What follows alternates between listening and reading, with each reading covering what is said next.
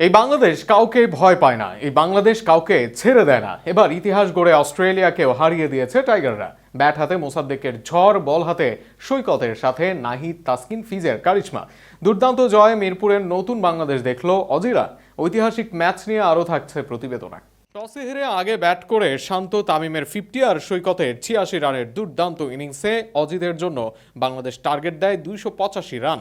তবে সেই টার্গেট আরও বড় হয়ে যায় যখন প্রথম বলেই উইকেট তুলে নেন তাসকিন আহমেদ, বোল্ড করে ফেরান শর্টকে।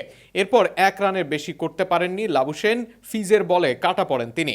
জশ ইংলিশ ভালো কিছু করার পথে থাকলেও নাহিদের গতিতে পরাস্ত হন 19 রানে। আর নাহিদের 146 গতির বলে ক্যাচ দিয়ে ফেরেন 47 করা অ্যালেক্স ক্যারি। তবে তার আগেই কপার কনৌলিকে বোল্ড করে ফেরান ম্যাচের হিরো সৈকত। ফলে সহজ জয়ের দিকে যায় টাইগাররা।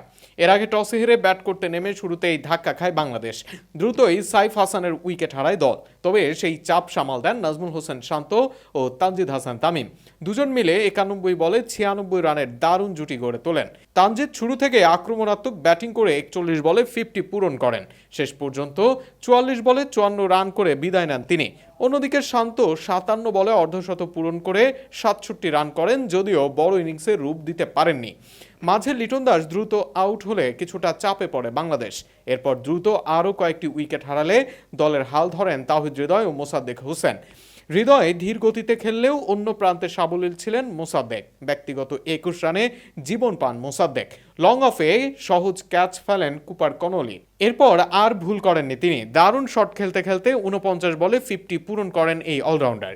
50-র পর আরও আক্রমণাত্মক হয়ে ওঠেন মোসাদ্দেক। শেষ দিকে তাসকিন আহমেদের সঙ্গে গড়ে তোলেন গুরুত্বপূর্ণ 45 রানের জুটি। তাসকিন 16 বলে 20 রান করে শেষ ওভারে আউট হন। তবে মোসাদ্দেক শেষ পর্যন্ত অপরাজিত থাকেন 70 বলে 86 রান করে, যেখানে ছিল 7টি 4 ও 3টি ছক্কা। এটি তার ওয়ানডে ক্যারিয়ারের সর্বোচ্চ ইনিংস। আর এই ইনিংসে ভর করে অজিদের বিপক্ষে জয় তুলে নিয়েছে বাংলাদেশ।